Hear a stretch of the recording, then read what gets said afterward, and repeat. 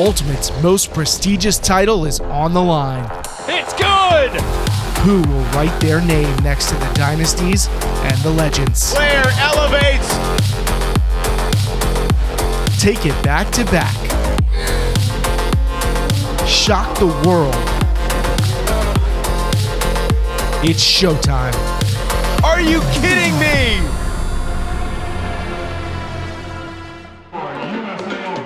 Good evening, everybody, and welcome to Semifinal Saturday prime time here at Canyon Crest Academy in beautiful Southern California.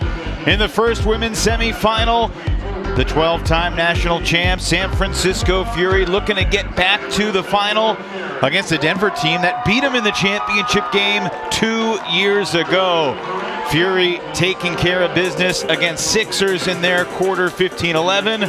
Molly Brown's had some bumps in the road. They lost on Universe and pool play to Brute. That forced them to play a pre-quarter. Bent took them to the brink. So did Phoenix, but Molly has survived and advanced, and we'll see if they can once again beat Fury's kryptonite. Good evening and welcome. Evan Lepler alongside Katie Killebrew. It's great to have you with us. These two programs both have a ton of talent. That is obvious. What could be the difference tonight amongst all the talent? Well, I think the biggest difference is that Fury is a system team and Molly is trying to be a system team. And it's really going to be who can execute down the line when you're tired and you've played a lot of games. Well, it's interesting. We're chatting with Bob Cryer, the new coach of Molly Brown. He's trying to get his team to calm down a little bit, but the only time that Fury has lost this year was in July, 104 days ago, against Molly Brown. Of course, Molly won the national title over Fury 15-13 2 years ago, but Fury just continues to do their thing at nationals in the semifinals for the 19th straight year. But we mentioned Molly Brown's success. The only recent meeting at Nationals was the championship game. Molly got the win. They were in control of that game through most of it, Katie. And in the regular season the past couple of years, Molly has played Fury as tough as anybody. Absolutely, and the margin in these games is so close. It's a point or two here, which is what I'm expecting from this game tonight. Well, Molly Brown has had the tougher road to the semis. Pool C was chaos with Sixers creating some real problems for both Brute and Molly. The women from Toronto showed themselves well, but ultimately fell short against Fury in their quarterfinal. Meanwhile, Molly Brown taken to the brink by Lindsay Sue and Phoenix. On Universe Point, though, Molly got a break, got the answers. And they've been playing with so much passion and heart. They haven't executed perfectly, but that doesn't really seem to upset them. They keep working, getting the disc back, playing really tenacious defense, and it has worked in their favor, gaining them leads back in games with essentially just pure heart and effort. Manuela Cardenas has run a ton. The biggest surprise in that quarterfinal is that she was not on the field on Universe Point, but her sister Vale helped to get the job done. Claire Chastain, Manuela Cardenas, Valeria Cardenas, they are the three-headed monster that Fury has to try and contain and not let them go off in this game. Absolutely, these three players play dynamically together. They're not always in the same grouping that Molly Brown plays, so you'll see them sometimes on different lines. I think a good signal to me is if they're on the same line, then that's something going on. But it's Valeria Cardenas with the throws. And that's Manuela Cardenas. I haven't seen a game when both of them are firing excellently, but when they are both on fire, they're almost impossible to stop. And Claire Chastain is the same story. If all three of them have a great game tonight, it's very difficult to predict that Fury can overcome that firepower. Well, insane athleticism from both Cardenas twins, who just turned 25 this summer. They've been playing Ultimate since they were single digits in Medellin and won a World Championship game when they were 16 years old 8 years ago in London. Gina Cartagena had another nice nationals for New York bent as well. Discraft, home of the Ultras. So we'll see if Fury can contain these Molly Brown stars. Fury has also added some international talent, Katie. Irene Scazzietti from Italy and Kanari Imanishi from Japan. The international wave is here to stay. Yeah, I think in this team particularly, sometimes you have the quote-unquote Fury effect where everyone is so good, no one really jumps out in a stat line. But Irene Scazzietti for me has been one of the talents really making an impact in the end zone, especially on a turn. Having been mostly an offensive player last year, really growing their game is what Coach Sarah Serge Griffith was talking about. How Scazzietti is now taking the top defensive assignments and then going and getting the turn on the other side. It's really been a gut punch against other teams, because you can see with those 9 goals in the tournament, leading Fury is not starting on the O-line. Yeah, 3 more goals than anyone else on the team through the end of the quarterfinals. Of course, Fury gets a ton of breaks. It's what they do. It's what they've always done. They outscored their opponents in Pool A 45-21, and then a 4-goal win over Sixers. And Scazzietti, she was fantastic at the U.S. Open, where Fury took care of business. And she's trying to earn her first USAU Club Championship. Obviously, a lot of weapons for Fury. Anna and Anna, Nazaroff and Thompson, 2 big names to focus on standing there in the middle. And Kirsten Johnson, KJ, has been playing incredibly well as well. Fury won the flip, chose to start on offense. So Molly Brown in the white will pull to begin the first of our 2 women's semis here at 2024 Club Nationals, and off we go from San Diego. Anna and Anna play a quick game of catch, and then a difficult contested throw leads to the game's first turn, intended for Scazzietti, but Cleo Phillips was right there and she picks up quickly. Early break chance for Molly Brown.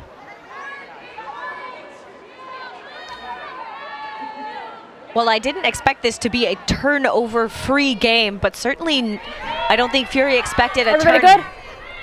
I'm going to say 5. Coming in on stalling 5, restarting with a check.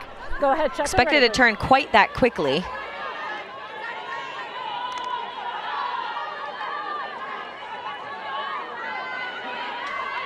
Alyssa Perez throws, not the intended receiver, but kept alive by Cy Lostra.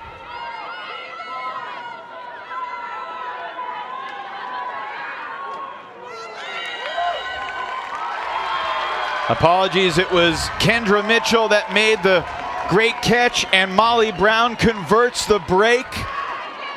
1-0 Denver. Blaise Sevier with the goal there is a real value add for Molly Brown.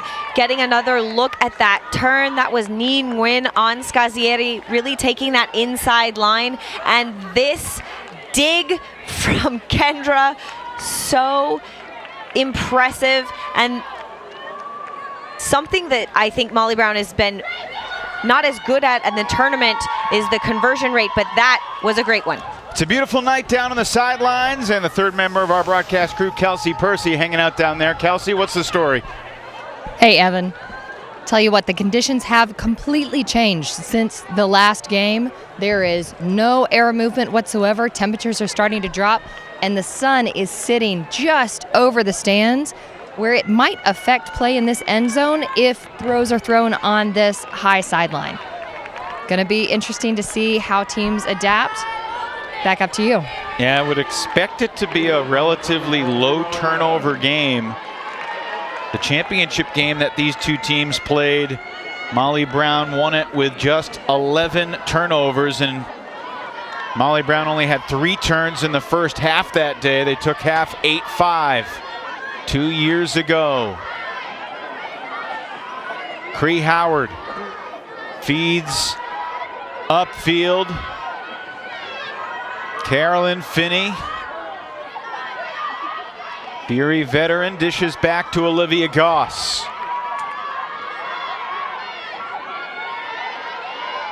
Another long-time tenured member of Fury, Maggie Rudin, dishes to Finney. Han Chen squeezes it through and into the end zone.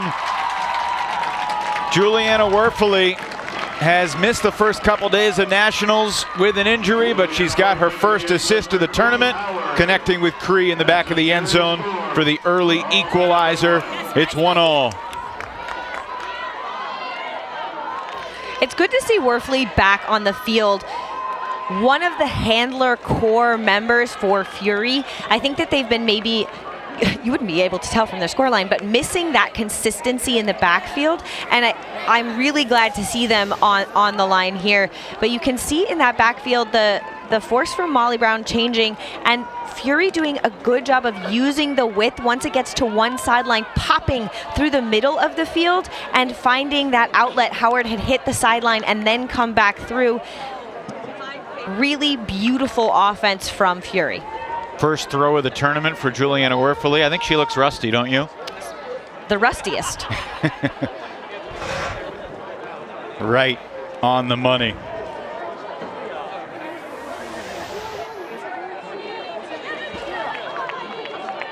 And now we're going to get a look at the defensive pressure that Fury can exert. It's Shayla Harris there with the pull, one of the best defenders in the division and one of the members playing in the Australia World Games team.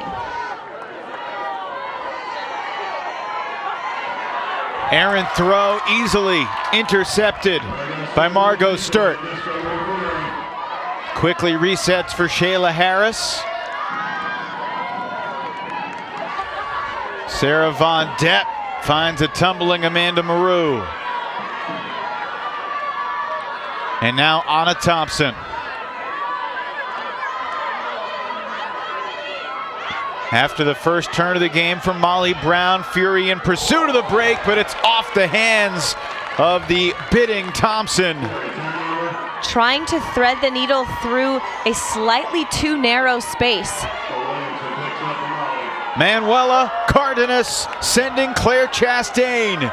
3 Fury defenders are there, and it's Harris that rises above everybody else. If I'm betting on a deep defender in that space, Shayla Harris has my money. And look, Chastain's won a lot of those battles through the years as well, but 1-on-3 is not great odds for Molly Brown in that department. Johnson sending Fury deep in an insane layout catch. Anna Thompson goes horizontal into the end zone for one of the plays of Nationals 2024. Unreal.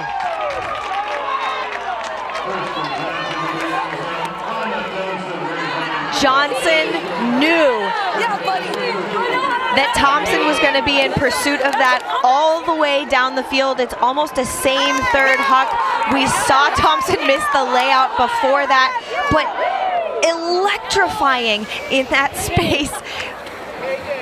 You can see Manuela putting this one up for Chastain, and Harris comes in from the back, reading better and just going straight up.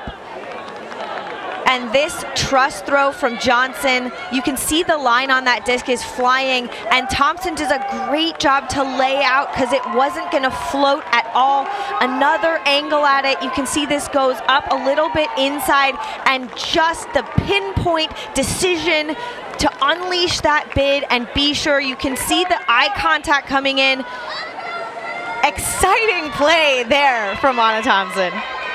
If she didn't bid, she might have not caught it in the end zone either. Correct.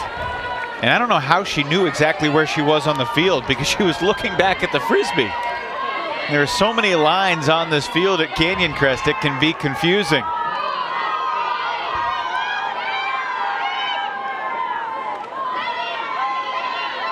Intercepted by McKinley McQuaid.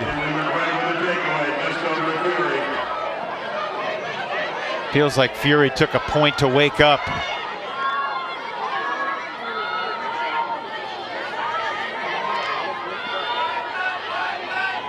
Fury is very much alive right now.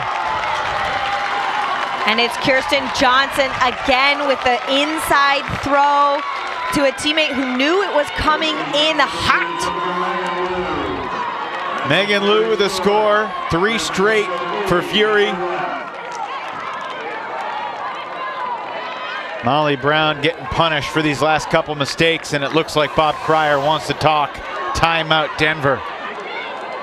McKinley McQuaid just knew the line that was coming in and what we'd call baited the D, staying behind the defender until it's thrown. And that inside flick came out so hot. But because Megan Liu was making that not a horizontal pass, but slightly away, has a chance at it and stabs it out of the air.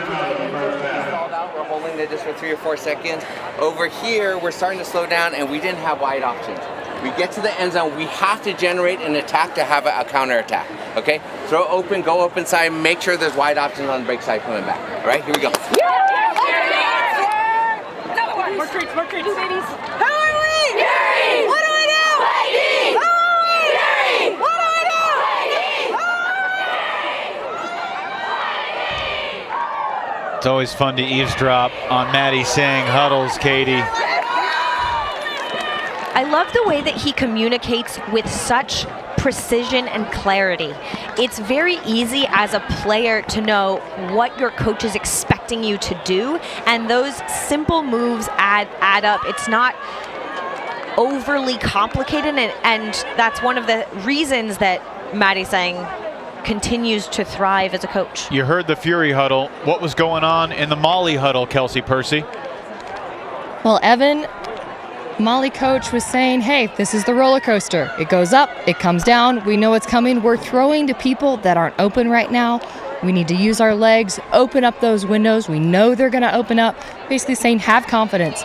We'll do the work, and it'll come to us. Bob Cryer, like Maddie Sang, longtime Team USA coach. Bob getting ready for his 6th iteration of U23, U24 leadership on the men's side. Every cycle since 2013. And he's never lost a game. But Molly Brown is not clicking right now. Overshooting Manuela. Shayla Harris takes it away and dishes for Anna Nazaroff in the middle.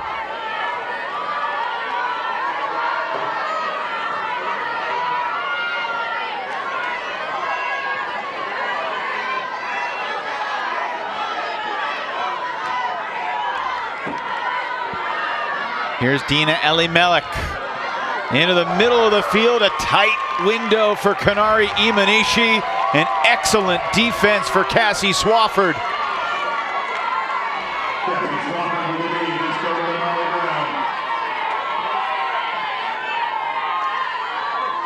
Manuela comes free for the under from Pitcairn. A lot of players in this matchup have been a part of both of these teams through the years. But Keithley started her club career in the women's division with Fury. It's good to see Opie Payne on the sideline. Opie not playing this year, but she's wearing a Fury jersey on the sideline, despite the fact she also played with Molly in her club career. That went from coast to coast, a national champ with Scandal 2. Here's Lisa P. for the score. And Molly Brown stops the 3-0 Fury run with that important catch in the end zone. The defensive pressure from Fury is taking away the most obvious first option. And it's forcing the Molly Brown throwers to look to the break side, look to that far angle. We've seen a couple of missed throws from Molly Brown because they haven't executed it into the unconventional spaces that they're currently being forced into. But on that last view from Chastain to Pitcairn, it was there, and that was the bid from Swafford. Honestly, I think if that bid was any later, it feels dangerous, but as it happened, it was clean and we moved on very quickly. But you can see that's having to elevate over the top. Nazarov trying to take the narrow inside lane.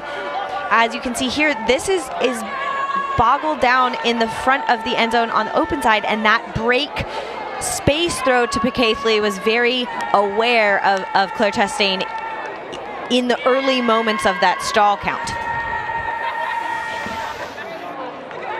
Claire Chastain with her team leading 12th assist of the tournament, now one more than Vale. Molly Brown in the semis for the 8th time in the last 9 years.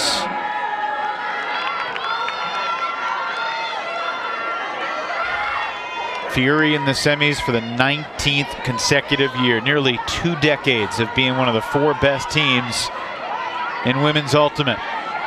Manuela Cardenas read it all the way. You could see that coming.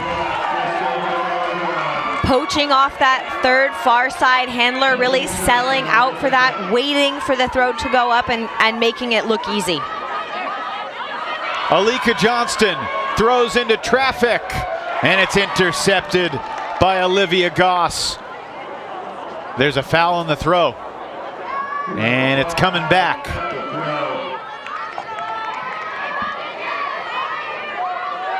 It happened at the release. It's truncated, right? Like the release? Okay. But yeah, I'm fine with the contest. It's like that's just what I thought. Yeah, totally. Did you have perspective? Or did you see? I did. Okay. Yeah, maybe I'll go to you. Sure. If it was before or All after right. the release. The ruling is, I just heard in my headset, hold on, sorry. Ruling is that it was a foul, the contact was while the disc was being released. Great. So it wasn't after. All right, so it's coming one, wait. But please make sure that everyone's ready. Thank you. So the disc stays with Molly Brown.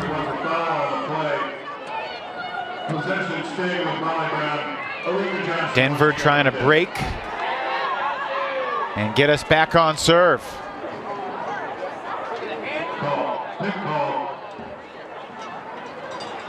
And the stoppage there is a pick up field. Currently it looks unrelated to the reception on that line from Cleo Phillips.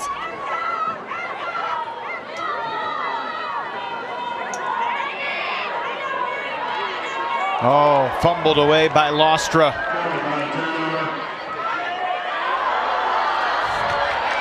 Maggie Rudin is just shy of the goal line. And then Rudin stumbled.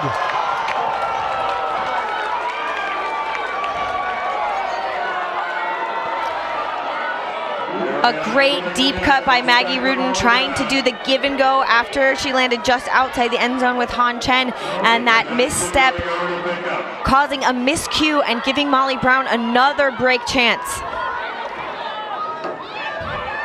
Stunning turnover for Fury when it looked like the goal was inevitable. Rudin bouncing on the mark, and perhaps that energy helped to incite the D, or the turn I should say, from Lostra. So 2 turns per side on this point. Finney restarts, initiates to Werfele. Chen for Rudin.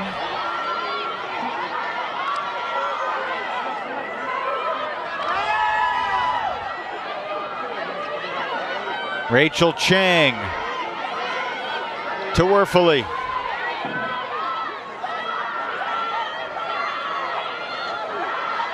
Fury teammates, by the way, have been calling Rachel Chang the young legend. Some of the best throws in the world right now. Chang involved in the preservation of possession, and Fury ultimately converts the hold to maintain the 4-2 lead.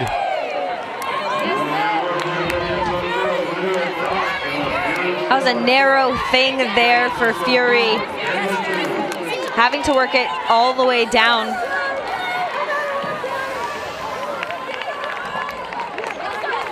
This is Maggie Rudin here, that first turn that Manuela Cardenas did a good job of doing, and then Lostra has 2 turns in this point, a drop, and that one just too far, a hitch and a hesitation.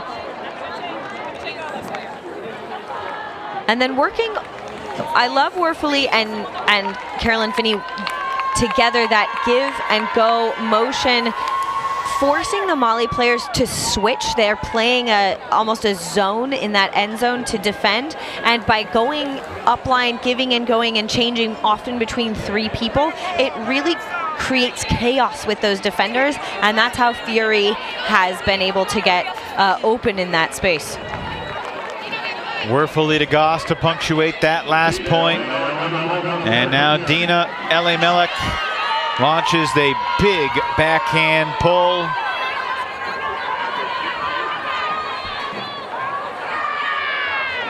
Valeria. Errant throw. Mitchell can't get it. And Anna Nazaroff will pick up for San Francisco.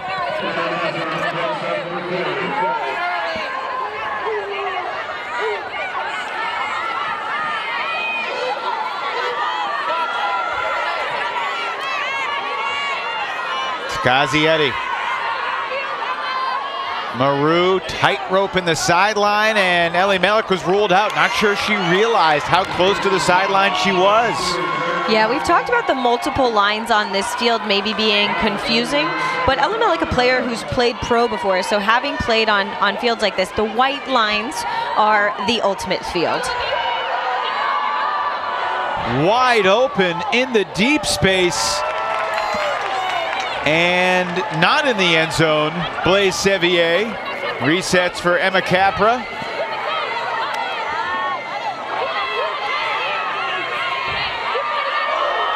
Phillips able to keep it alive.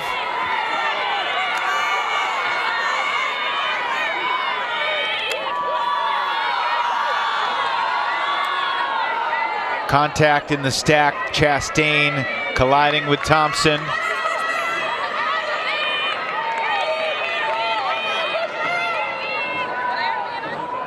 Looks like a small misstep there. A lot of the Mali players very close together, not really spreading out. That's out of bounds as well.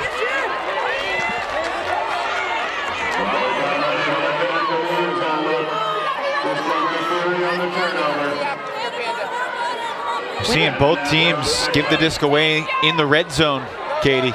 Well, I think the other thing to notice is that shadow coming across the field on this line. The sun is right in their eyes, so it's difficult to keep that sideline in view while you're being blinded by the sun. Another great throw from Johnson to Yang. Over the top on a Thompson. Scazietti scores. 5-2. We marvel at it every single year, Katie Killebrew. But Fury can strike so quickly after a turn. It's amazing how intense their defensive scheme can be, how well they match up on a turn. They're really tight defense. They don't really have very many of those miscues. But one thing, it looks like Fury is calling a timeout to talk about it. But I love the vision that I was seeing from Thompson. Here you can see Thompson, and there's Maru close and Scazietti deep. So both of those were viable options, and it freezes the defender in that deep space. Instead of going up and over the top, you can see Blaise Sevier there trying to kind of get that narrow option and doing a great job, Thompson, of taking what the defender wasn't looking at, really taking what the defense is giving up, essentially.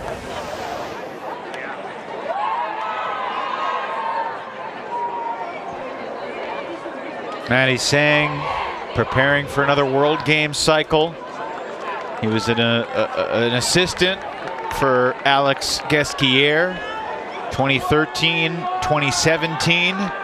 Was the head coach, 2022. He'll be the head coach again, 2025, next year in Chengdu, China. And it's going to be time pretty soon to start having some conversations about who's going to make that team. I think there'll be some players from this game on that team. I'm going to go out on a limb.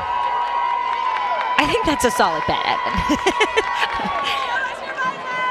We know that Manu and Vale will be playing for Team Colombia if they're healthy. Widely considered two of the top 2 or 3 or 4 best players in the world in anyone's estimation.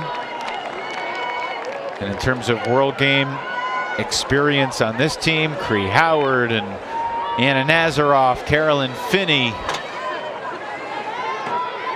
Anna Thompson hasn't gotten the World Games call yet. That could be coming.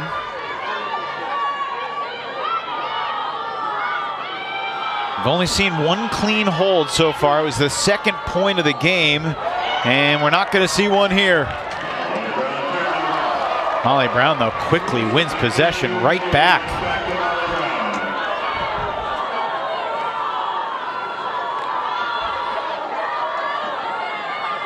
My goodness.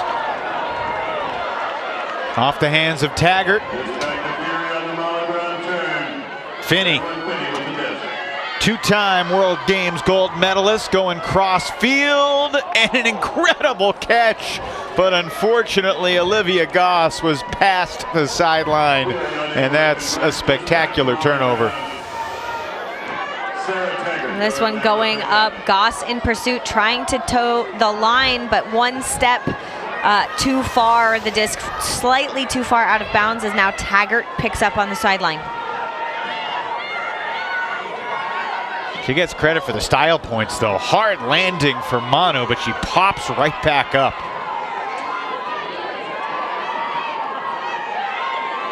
Swafford was going deep, now coming back under. Chased by Sharon Lynn. Taggart feeds Pitt Caithley.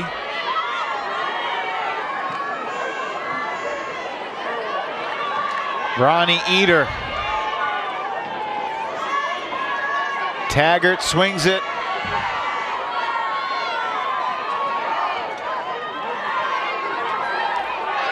You can see a straight up or really flat mark that Fury is playing, yielding a turn there because the angles are just not there for the Molly Brown cutters upfield that they're used to.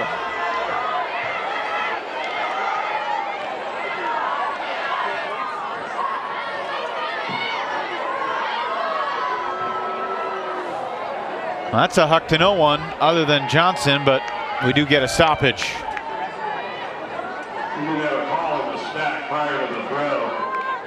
Well, depending what the rule was, Kirsten Johnson does a really good job of being sure, because that would be a turnover if that wasn't caught, but it's going to come back, I think, to Howard, who had the disc there. Retaining possession, actually. It seemed like it wasn't important, but that's actually very important that Kirsten Johnson goes and gets that. Yeah, so it's going to stay here because it was when the disc was in the air. Yeah, we should be one here. Stalling 1 when you're ready.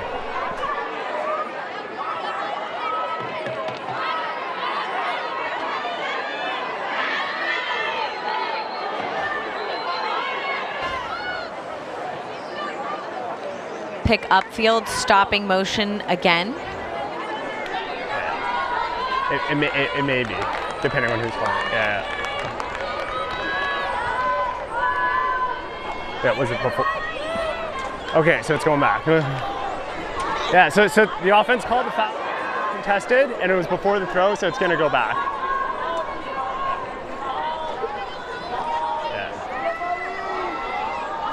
Yeah. In this general area here. The disc is going back to Cree Howard.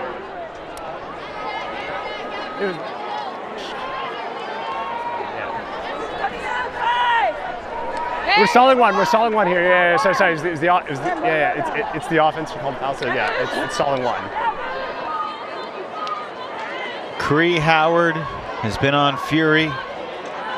She was a rookie since in 2008. Tore her ACL in 2016, missed that season, but World Games in both 2009 and 2013.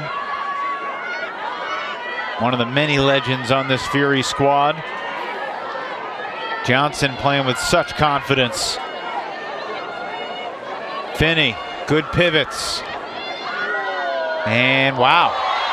Wonder if that was the intended target by Finney's reaction. I don't think so. But when you're really good, you're really lucky sometimes too. And Sharon Lynn was right there to clean it up. And Fury has opened up a 6-2 lead over Molly here in this first half.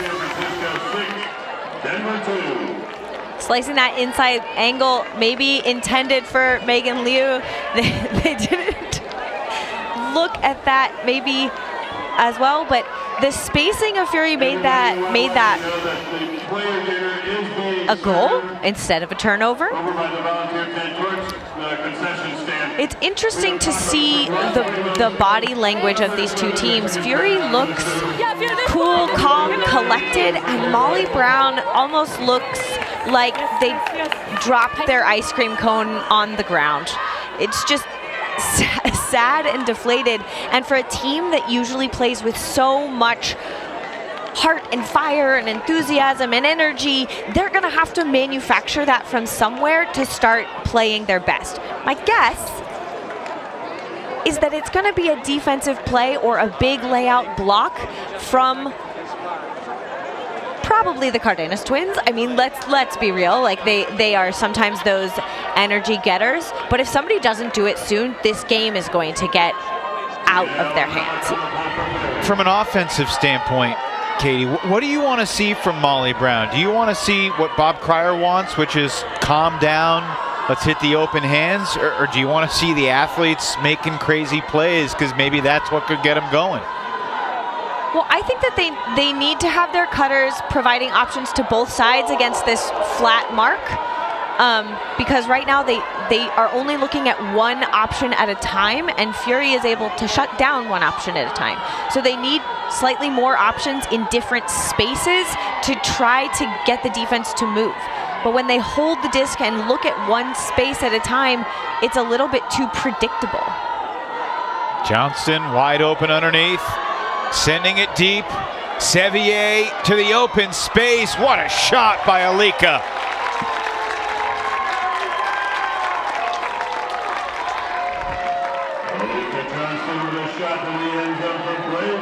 And that is an excellent throw and use of the space. Fury wants them to move the disc. They've proved that they're going to get turnovers in that handler reset space, forcing Molly to throw a lot. And Alika Johnston finally said, you know what, I'm just gonna throw it to space on the far side of the field. And Sevier has enough of a motor and was looking at that space. That is about throwing your cutter open. You can see the disc almost falling out of the air because there was so much lift underneath it, or air underneath the disc, as opposed to a crisp throw. So Sevier doing a great job to run that down. Ian Toner would be disappointed if we didn't give that one a big wahoo-wah for the Virginia alums collaborating for Molly Brown. They're just the second turnover free hold of the game. It's the first for Molly Brown.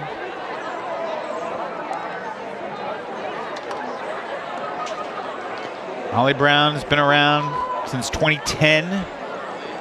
This is their 14th appearance at Nationals. They're 26-4 this season, entering the semis. That includes a victory over Fury, 14-12 on July 14th at Pro Elite West.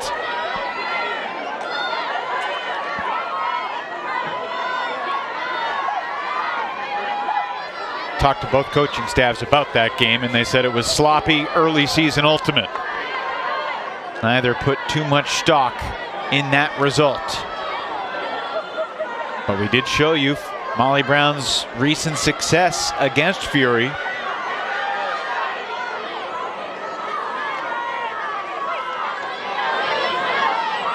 We have seen some big swings when these two teams have played through the years.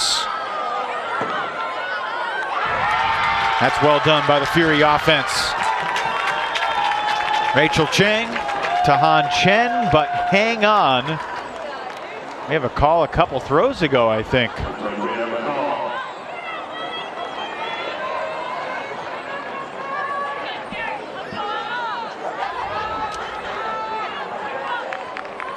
No contest here. So, with whatever you reach, pause button. Just coming back out to 3, Howard. Yes, I agree. Several throws ago. coming back.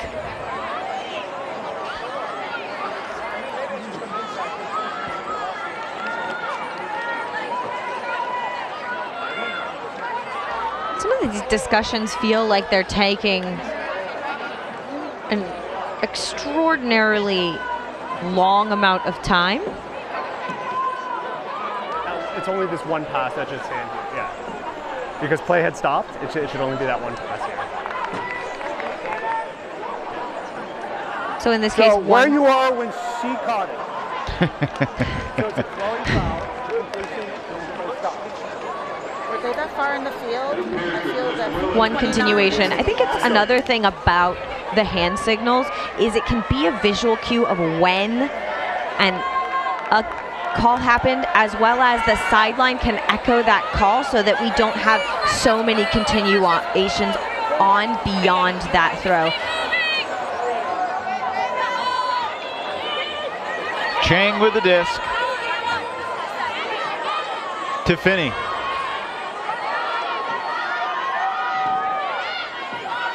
For Rudin.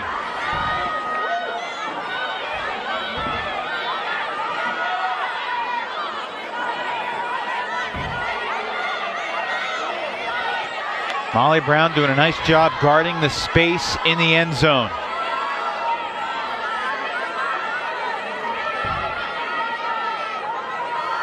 Fury doing a nice job being patient.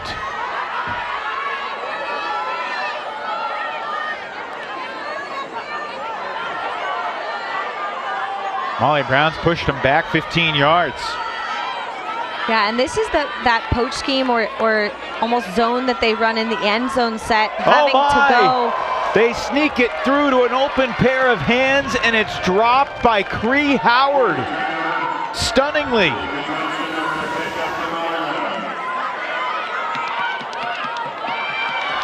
Howard was there. She had pushed up from the handler space.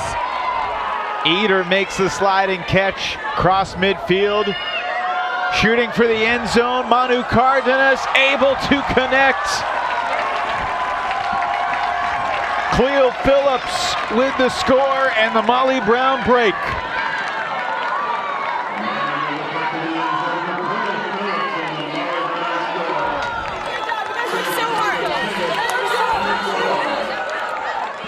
Celebration on the sideline. What a chain of events. That call bringing the disc back and the start and stop of action.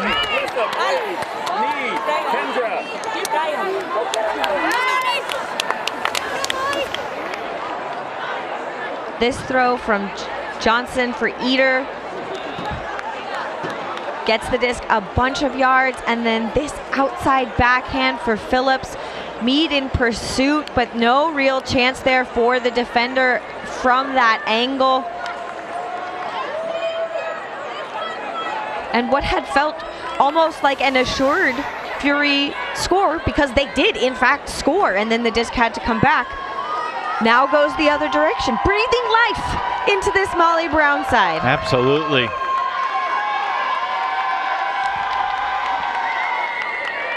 And the crowd. As the sun goes down, we can see now that the shadow is beyond the field, so hopefully that is not going to be impacting the vision of the players any longer. All the players at Nationals not in this game can take advantage of the free player dinner being served on the concourse. Great night of Ultimate in store. Brute Squad Scandal, the second semifinal. Same four teams in the semis in the women's division for the second year in a row. Ali Melek sending Thompson. Not this time.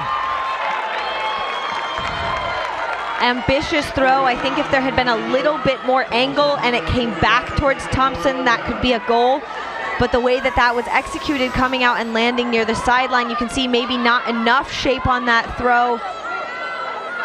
And no one really able to catch up. Chance for Molly to get back within one. Manuela to Eder, who's just relentlessly open.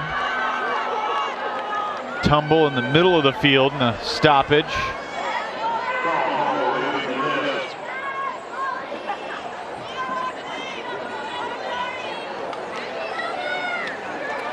why I called the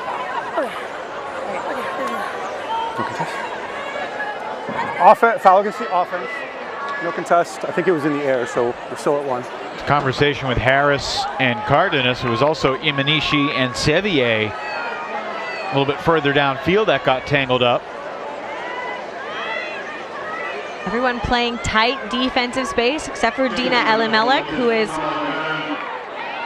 putting herself deep in the end zone space.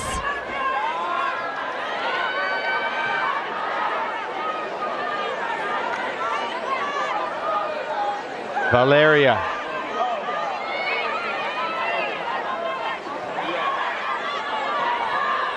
Nice touch on that swing with Harris's footsteps nearby. Very tight window again, but Eder makes the play, going over the stack and into the end zone, and it's a leaping, skying score for Ni Win.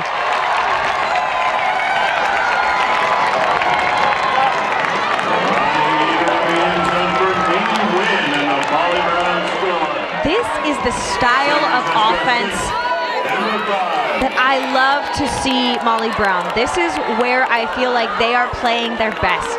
They're changing the point of attack quickly. Valeria probably has the fastest pivot in the game, and Eder, once she gets this on this side, completely changes the side of attack. Elimelech had been poached into the deep space on the open side, and you can see there, just gets turned around, wing gets up and absolutely yanks it out of the airspace.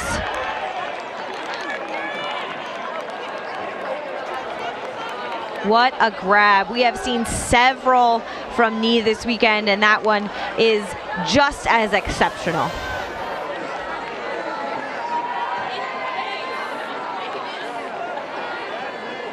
"11 points in. We've seen 7 breaks, 4 for Fury, 3 for Molly. And there's no script for this, folks. That's what's exciting about semifinals, Evan.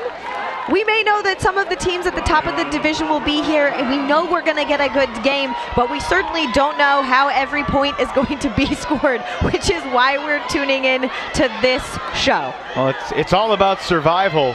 Molly Brown claims to be sponsored by Survivor. Their 3 lines are named Brain, Beauty, and Brawn. And that's Cree Howard making amends for the drop earlier with a ridiculous catch over the shoulder of the defender. That's more like it from the U.S. national team star, Cree Howard.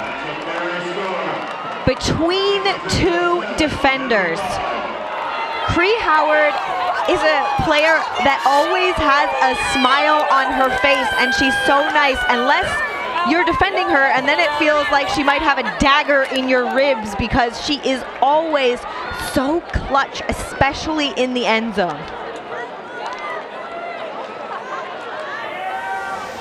And this throw, Rudin putting it up with space. Howard doing a great job of reading it over Sevier. Sevier was in excellent, almost perfect defensive position. You can see citing her player and the disc, trying to box out right there with her hand, and Howard just makes that look easy, and it is not. In such good position, she forgot to attack the disc, and Cree won that battle. Second goal for the Fury vet. Snaps a 3-0 Molly Brown run. The 3rd turnover-free hold of the game for the 2 teams, 2 for Fury. That pull is out of bounds. Perez going to take it to the brick mark. Melissa Perez just joined Molly Brown in 22, but a captain, Bob Cryer, has raved about Perez's leadership. Fun to see the emotion after the game-winning goal against Phoenix, but now another turnover and a chance for Fury to take it to half. That was a turnover from Chastain. Maru quickly dishes to Johnson in power position. Thompson calling for it, gets it.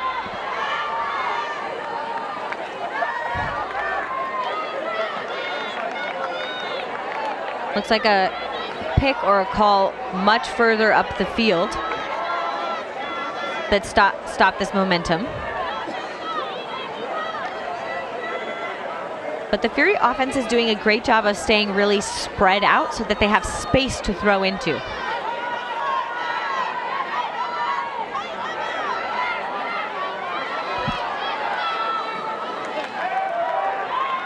Timeout, Fury. Johnson will have it when play resumes.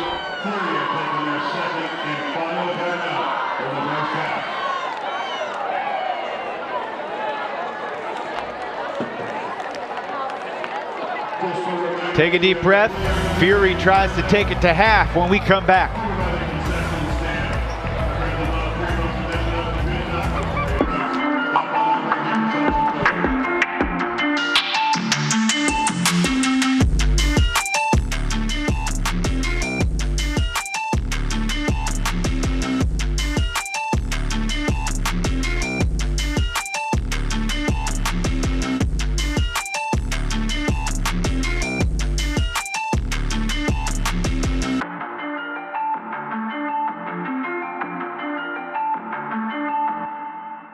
The 2024 USA Ultimate Club Championships are presented by Discraft, home of the Ultrastar, the official disc of USA Ultimate.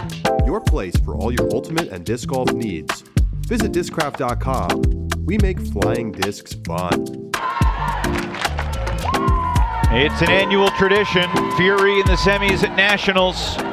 Even after a off season that saw them lose more than a half dozen players. Serge Griffith becoming a coach, Nancy's son becoming a practice player and coach. Kirsten Johnson still around though. That's a heck of a punt spike to celebrate taking half here in the semis.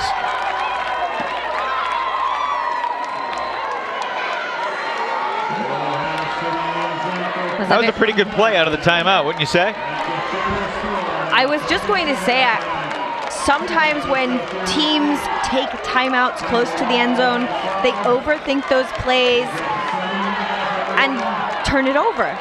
But Fury doing an excellent job there of executing out of this play. You can see Harris with the fake and then the leading forehand into that space. It's so difficult to predict because most players are going to put that angle with a backhand. So as a defender, you're waiting for them to pivot or switch their grip in order to do that. Reminiscent of Stacey Gaskell's amazing punt spike college nationals a few years back. Fury coach Nancy's son is standing by with Kelsey Percy. Kelsey, take it away.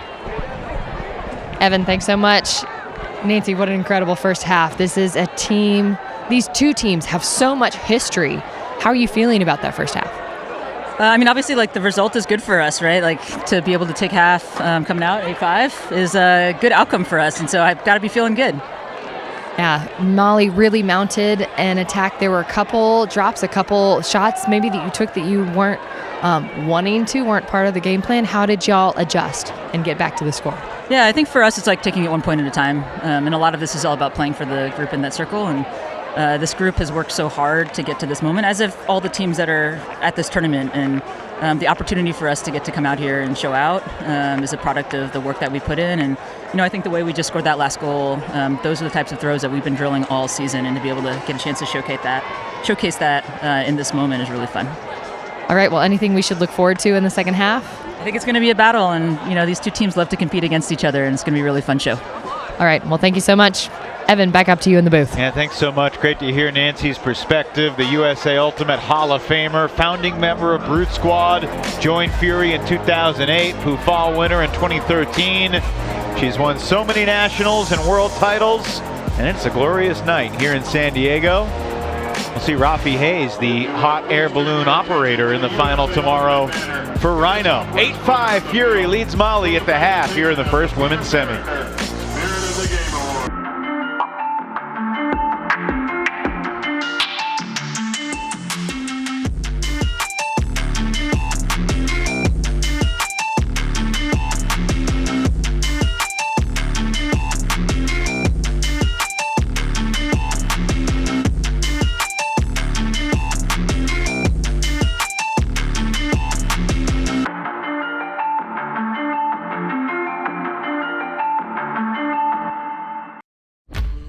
there is a place where we are us at our best.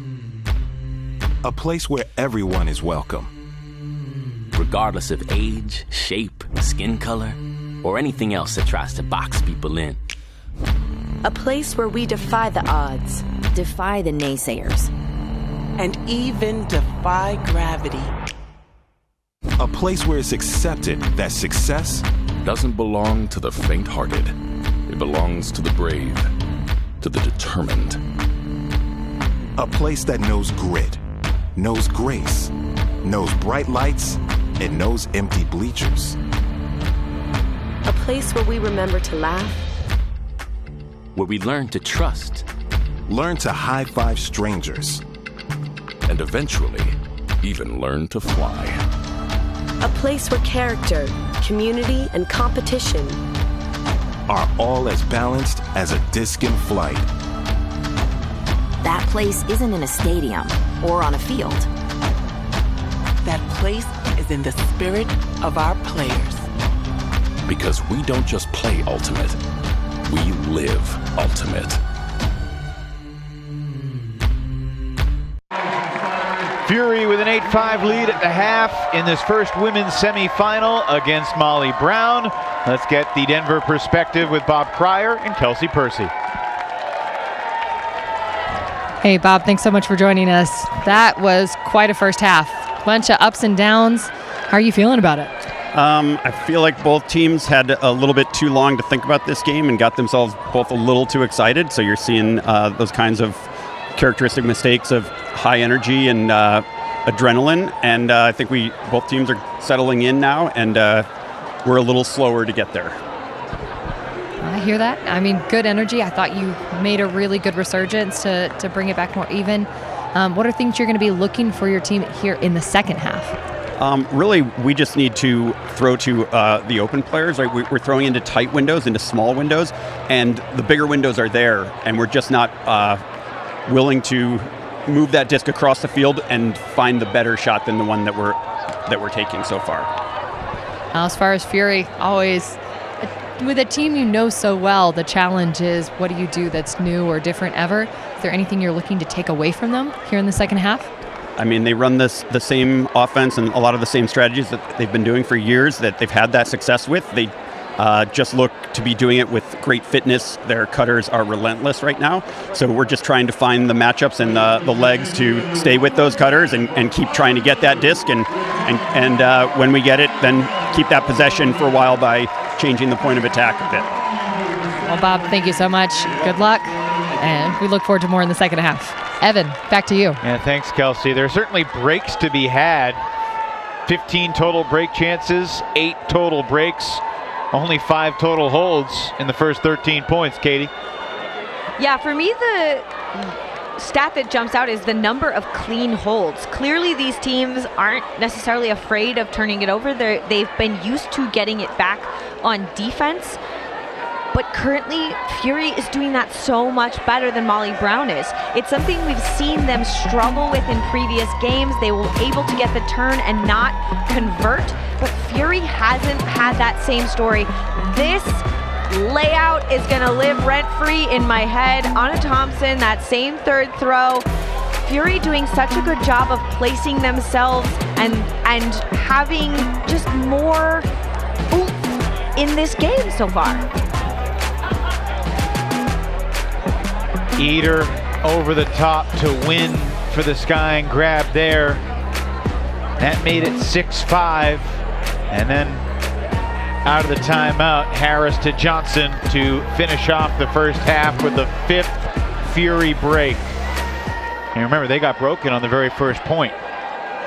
Well, like I said, they don't seem to be that concerned about the turnovers or the breaks because they have so much trust that they're just going to get it back, which is abnormal at this level. That is abnormal to have a view of that in a semifinal matchup, and the trust that they have in this program and their ability to get Ds and the tabula rasa, clean slate kind of mentality that they go at with each line.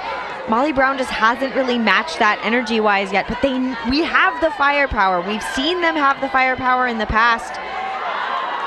Claire Chastain's going deep. There was a deep defender there, but it was well angled. And Chastain able to reel it in. Resets for Lisa P.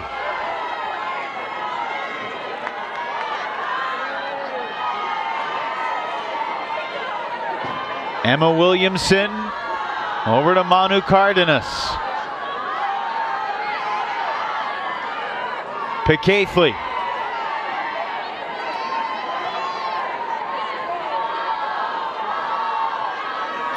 And a stoppage due to a pick downfield.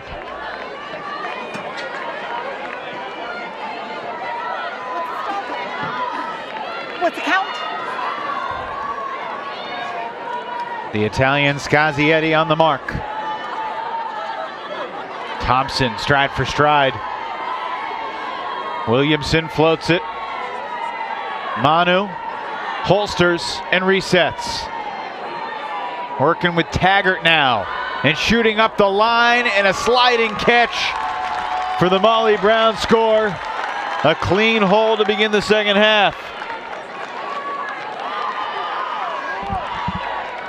There was really great defensive switching from the Fury defenders on the handlers, forcing Molly Brown backwards for a bit, but then going counter flow. Molly Brown found that space on the outside.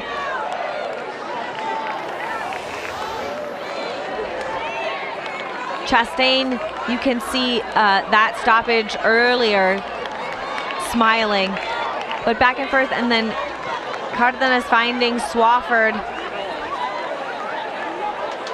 Big step out. Excellent work from Swafford, to be sure. Sliding on the turf on your knees is never that comfortable. I have a borderline absurd question for you, Katie, but here we go. Buckle up. Manu Cardenas, 25 years old. What should she add to her game as she enters her prime? That's a fascinating question. I feel like figuring out what to add to players' games is sometimes difficult because she has such a superpower of that athleticism. But for me, I would be working on her mental game and ability, because sometimes she gets very frustrated about the execution of her throws. So I think that laser focus is what I would work on, because she clearly has the physical ability to be as good or better than anybody else in the division. It's what makes the great players great, though. They're always looking for something to improve. Maggie Rudin up the line. Eder deflects it, and it finds the ground. A precarious deflection with Han Chen nearby, but Eder does record the block. However, behind the play, looks like an uncontested foul.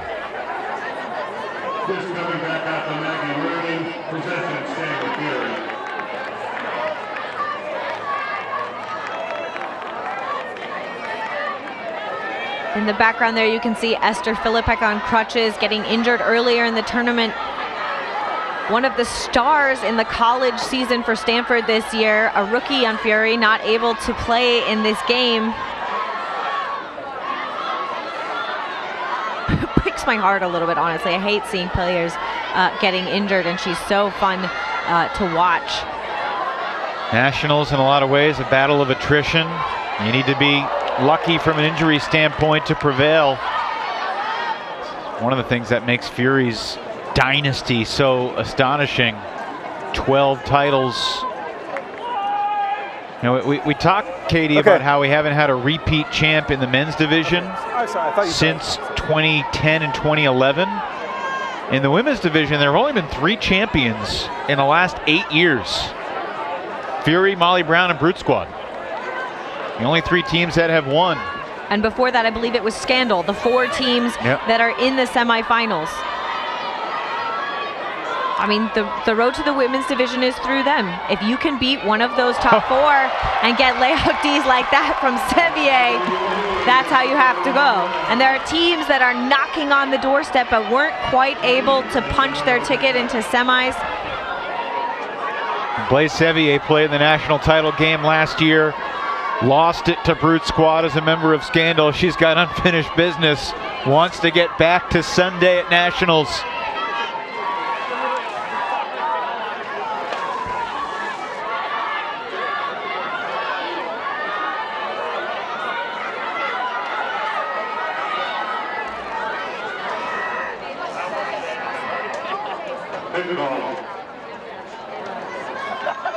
Another pickup field stops momentum.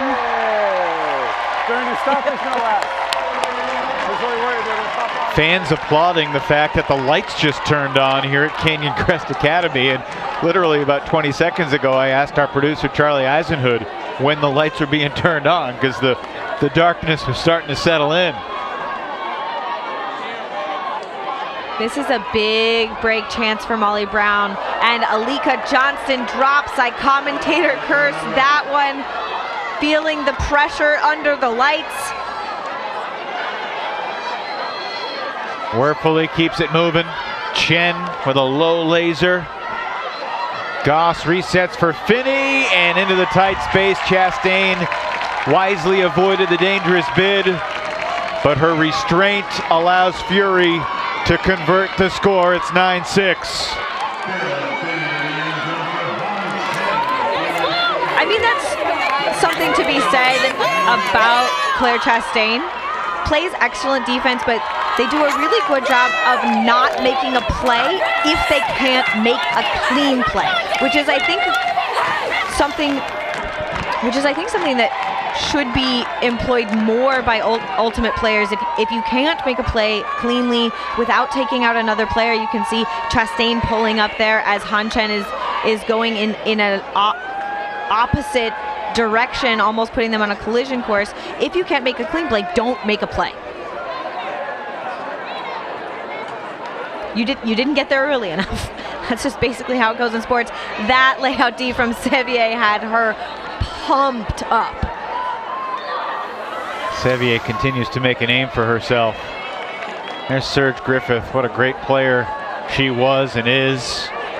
Two-time world champ with Seattle Riot before she joined Fury.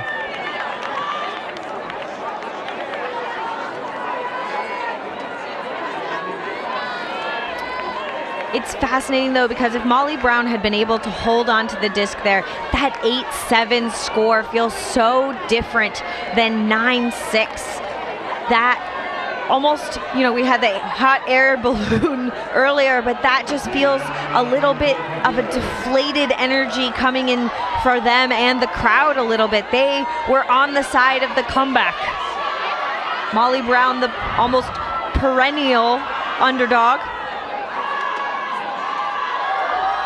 Valeria Cardenas sending it for win and double coverage, and Harris controlling the deep space again for Fury.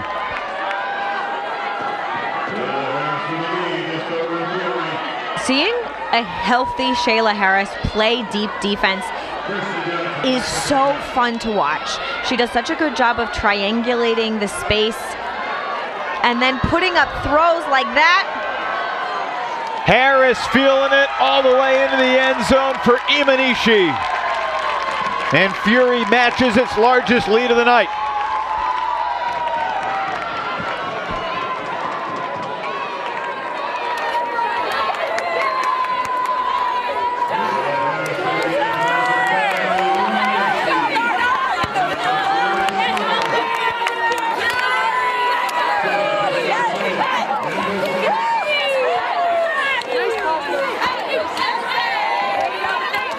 That's Valeria there, frustrated after that Huck turnover in what was really excellent defense from Fury.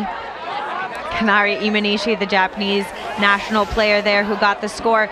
But you can see the back of this stack helped two players, Skazieri and Harris, dropping off to help in that deep cut, which was straight off, and then Harris unrelenting the other direction, putting shape on that throw. So even though Taggart was on the open side of the defender, only Imanishi was able to get the reception and almost face backwards as the power hands go up in celebration, as yet again Molly Brown going down a break against Fury.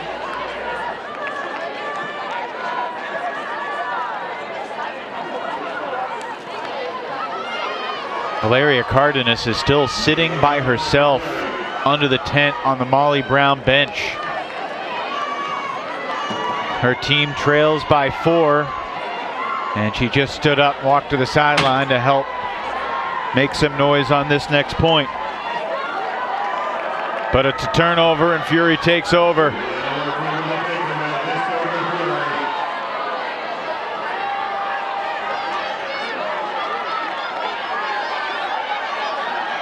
Finney calling for it. Defense lacking right now from Molly. Can someone step up and make a play? That's a laser from Finney off the hands of Lou. And Molly gets possession back that way.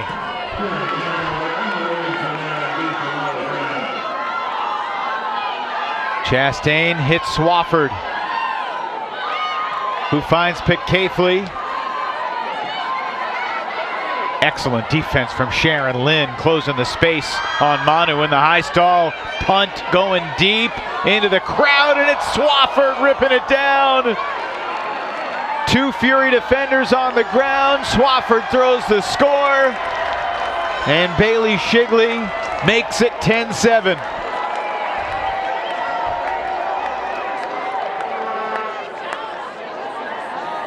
The observers signaled a goal, but nobody celebrating.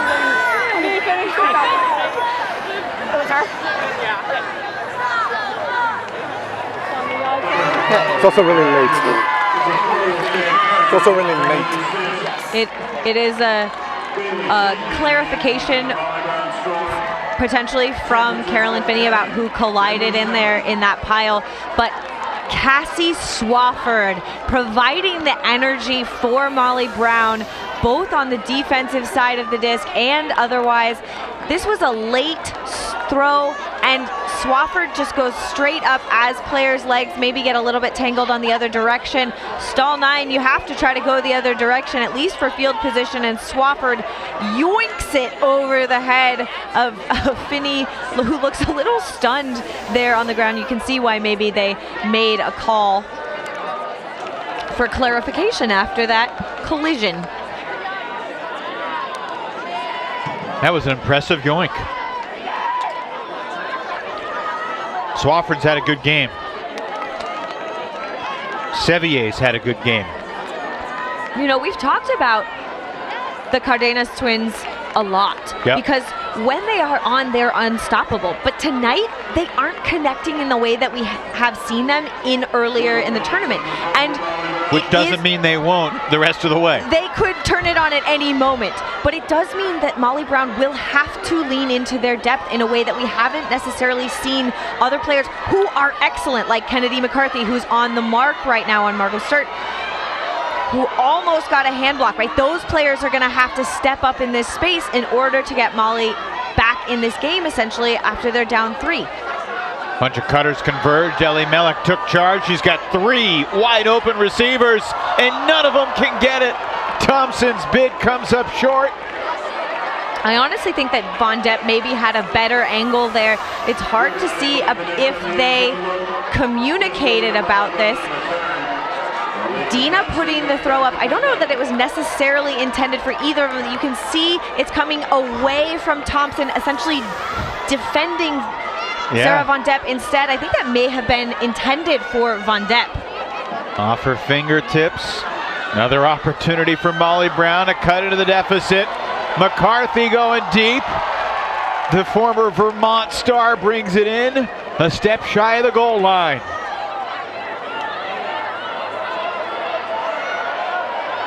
Reset. Thompson can't get there, and she takes out Alika Johnston. Thompson apologetic. I know it's not intentional. I know it's not intentional. It's Yellow card. All over your body, okay? Yep, we're all good.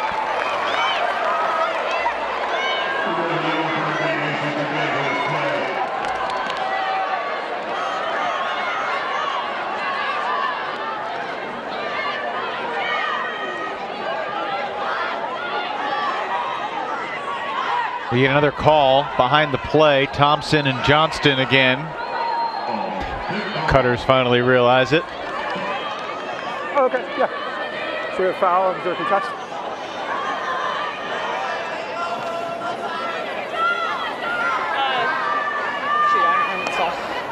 Is there a contest? She said foul instead of contact. Foul. Yes, and we didn't stop play. That's why it's okay. violation. Okay, she said foul, so foul, no contest, 1. Thank you. Sorry. We're all good. We're all good. Violation on the restart, moving a little bit early. Khalil Phillips sometimes a little bit over enthusiastic. Tight window, but a great catch, and Lostra was in the end zone. And that was stepping up from players we haven't really seen contributing on Molly Brown in the same way. Cy Lostra was a player in that Fury Molly Brown final in 2022. Fury famously tried when she was a rookie on this squad, fresh off of Quandary in college, to try to get a turn off of her, putting extraordinary amounts of pressure on her as a thrower, and she did not buckle then. Just like she came up with a high pressure situation here. Excellent work from Molly Brown to use the full field with this throw to Kennedy McCarthy from Khalil Phillips. What a toss. Under pressure. I love seeing it. You have to love seeing it. Molly Brown has fight, and that is why they are fan favorite in this division. There's a look at Cy Lostra right there getting a high five from Kennedy McCarthy. Katie, I love the point you made about Molly leaning into its depth, and you brought up Kennedy, and right on cue, Kennedy creates a little ruckus here in the semifinals. Second time that Molly's made a run after trailing by 4. They were down 6-2. They got it back to 6-5. Then it was 10-6. Now it's 10-8. Molly led 1-0, but then was down 3-1 and has trailed ever since.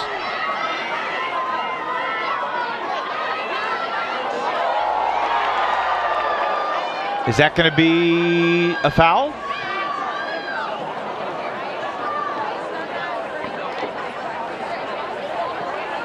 It does look like Cree Howard is saying that she had the disc and is calling a strip.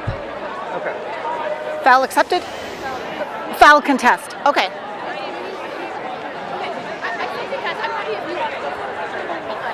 It's close.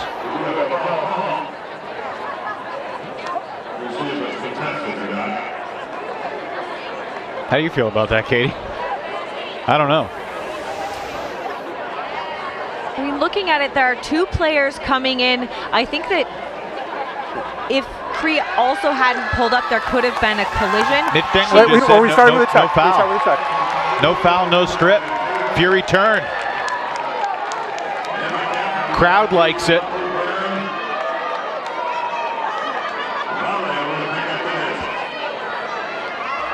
Valeria for Claire.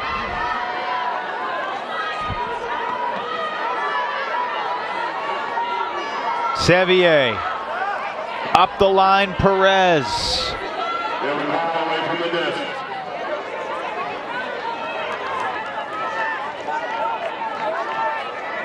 And a lot of these stoppages seem to be happening because the defense is being played so tightly upfield. Yeah.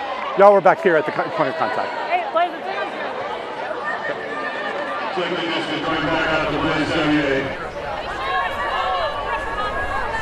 Everybody set? Okay, restart with a check here, please.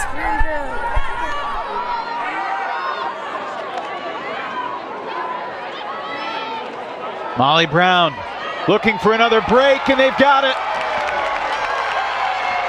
Ni Win scores again. And just like in the first half, Molly Brown has cut the 4-goal gap down to 1.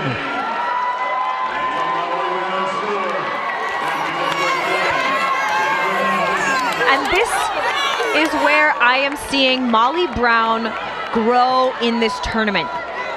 When I covered their games earlier in the tournament, as you can hear them yelling, energy, energy. But when they would get a turn, because they're playing tight defense, they were not giving the disc back. Their offense wasn't firing. And you can see Valeria Cardenas here just putting it out for Nguyen. in this space, very quickly releasing after a bidding. Howard tries to get there.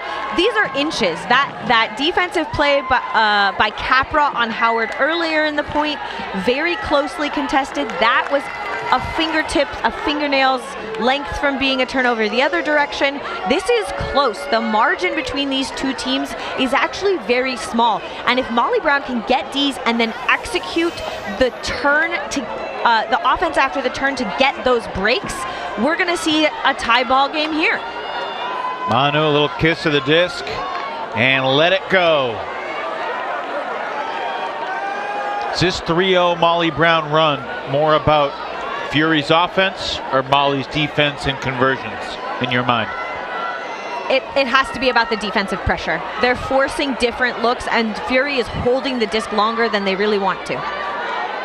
Nazaroff initiates. Out there with Thompson and Khalees Cardenas in the backfield. Harris lefties it nicely ahead. Anna Thompson on the doorstep already. Khalees Cardenas back to Thompson. Good defense by Taggart on Nazaroff. Big bid from Manu. Nazaroff breaks the mark and scores. Anna to Anna. 11-9 Fury.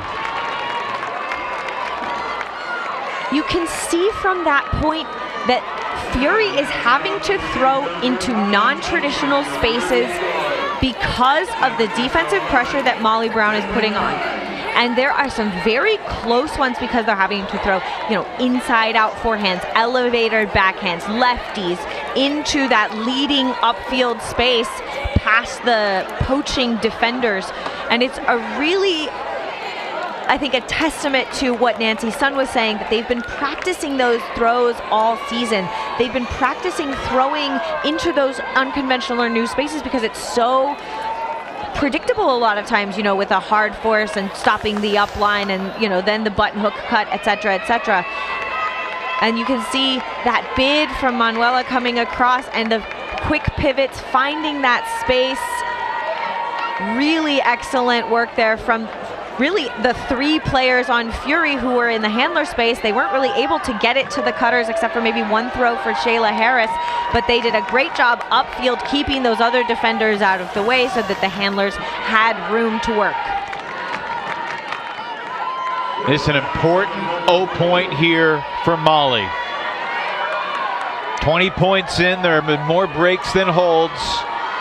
Can Molly hold here to get back within one? Because last time they were down 4 and scored 3 straight to get it in one. Fury scored the next 3 to take it to half. Sevier lost the disc, swinging it around against Lynn. The question is, was this a foul? I didn't want to throw it, but were you releasing it? No. I didn't think so, yeah. So, sounds like we've described a foul and no contest? Yeah. Is that what I'm hearing? Yeah. Okay, I don't want to put words in your mouth, but that was... Yeah, okay. yeah. We have a foul, there's no contest. We're going to restart here with the check, coming in on stalling 1. Go ahead, check when ready, please, Fury.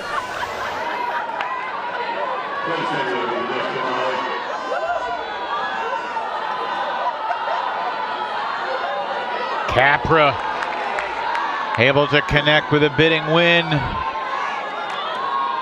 Here's Phillips.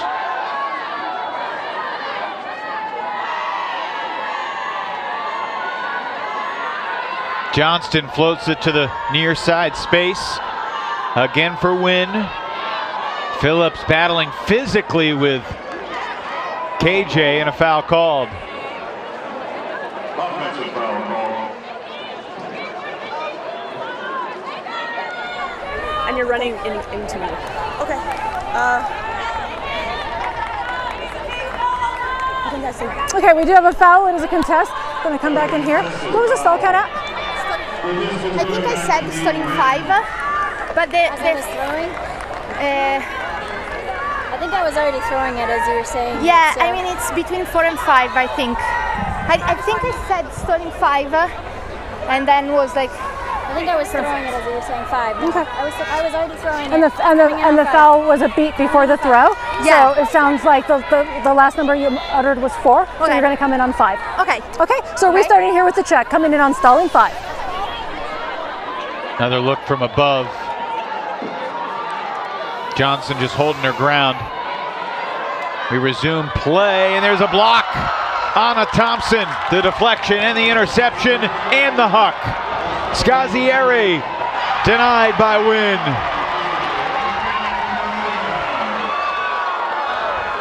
Nee Wynn's had herself a night. And a tournament, honestly. Phillips downfield. Mitchell. And then Phillips to Johnston.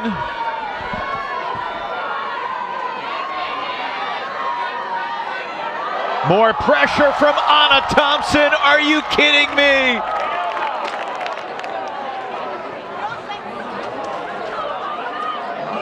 A call was made. Not sure if it was a foul call or just an injury call. You got anything to add here? I heard you, but.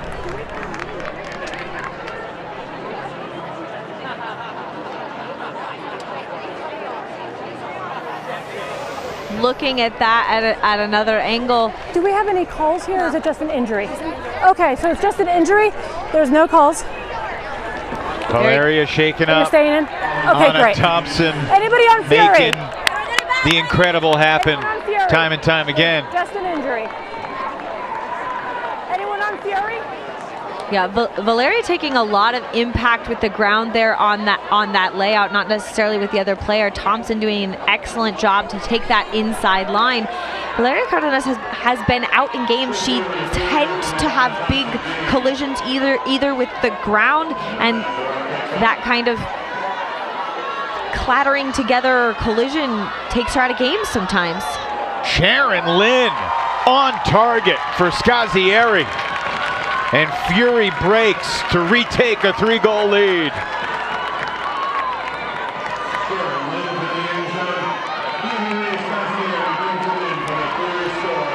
You have to talk about Anna Thompson in that point. The defensive pressure that she was able to put on is unreal. Unreal. I'm a little bit speechless. We've seen Anna Thompson have a throw her way or not, but she is earning the disc back.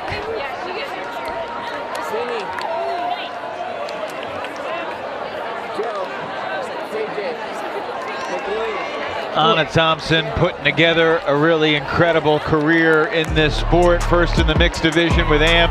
She played college ultimate at UPenn. And for Fury, she has been a star since she joined the team in 2021. So fun to watch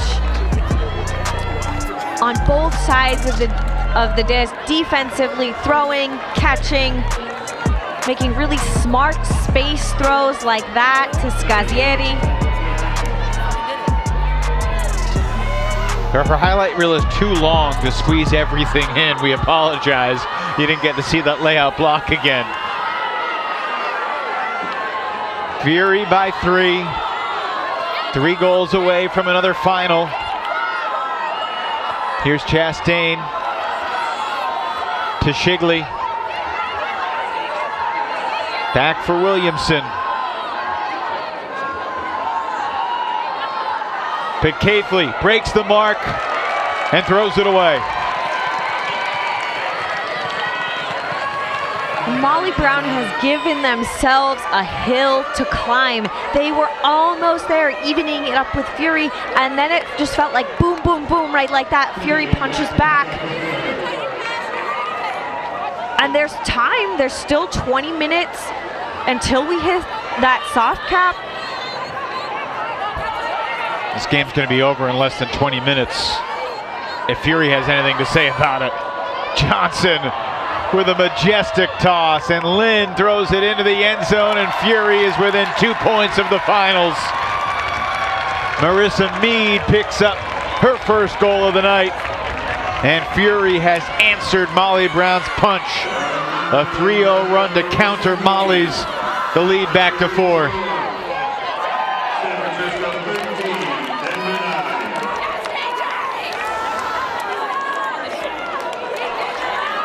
Big. You could see that 2 Fury players had just beaten Chastain and Williamson. How you don't know that that disc is going to go up. Kirsten Johnson has done it at least 3 times in this game. That big backhand floating perfectly for Lynn, who does not hesitate to put it up for Mead.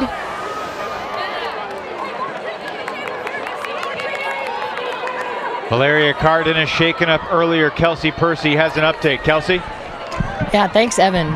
Valeria definitely took the impact over on the sideline. Teammates were checking in as she was just holding her sides, wincing, trying to breathe deeply. It does not look like she is going to be going back in anytime soon, but because she's vertical, I have to assume comes down to game point, she would want back in. Back to you, Evan. If she's good to go, you certainly think they would use her. Kirsten Johnson's had another nice night against her old team, member of Molly Brown from 2015 to 2017 when she played at the University of Colorado.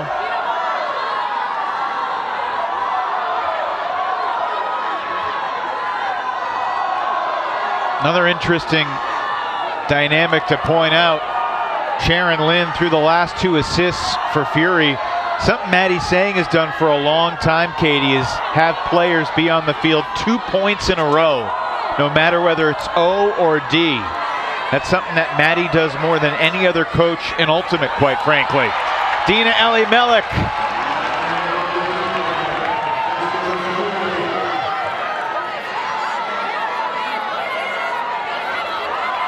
Middle of the field for Von Depp.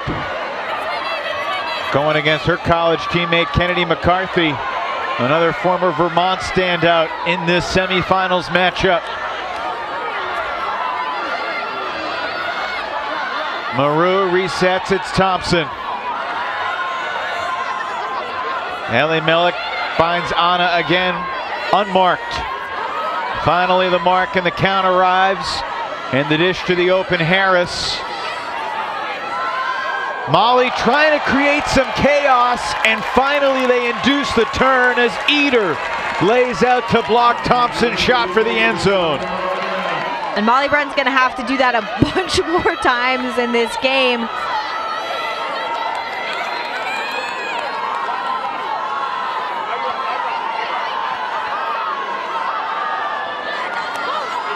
McCarthy, no mark, no count. Harris bears down.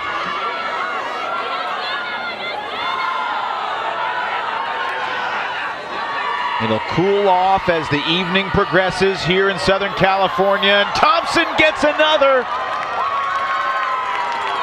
Her 3rd block of the half, Katie. She was there to make sure that disc was a little bit maybe out of bounds, but gets that first reset off the line.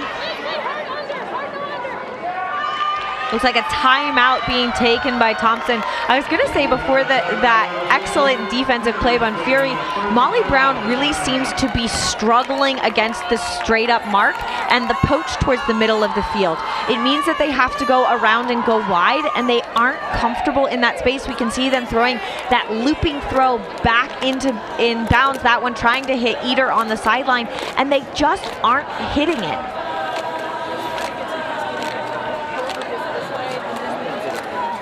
Fury with the disc because Anna Thompson took it back like she has done time and time again.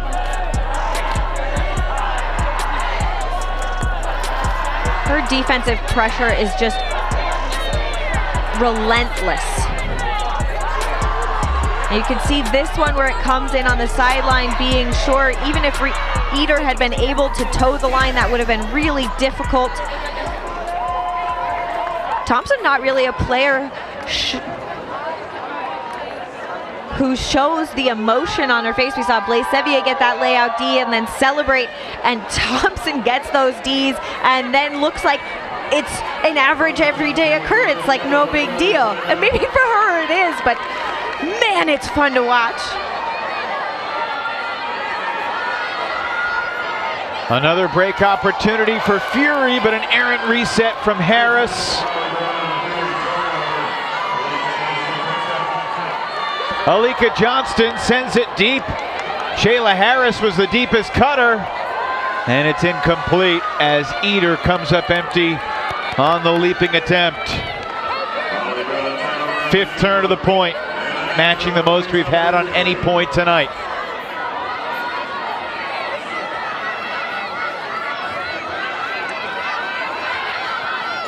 I mean, it's hard to envision a 6-0 run for Molly, so it feels like this is the game, and Dina's got a beat on it, but it fades out of bounds. No one touched that. That's going to go back maybe 50 yards or so, where it went out of bounds.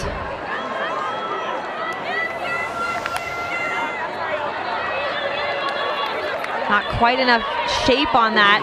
Dina had steps, but doesn't land in bounds. We've seen Dina make that catch before, towing the line. I would love to see another one of those highlights in the back corner of the end zone. I feel denied of a highlight. Well, maybe it'll come right here, because Molly seems to be battling a bunch of things, perhaps fatigue setting in. Molly, the lone semifinals team in the women's division that came through the pre-quarters. Ripped away defensively by Lostra. Here's the 5th offensive possession of this point for Molly Brown. Eder had McCarthy's open hands, looked off her.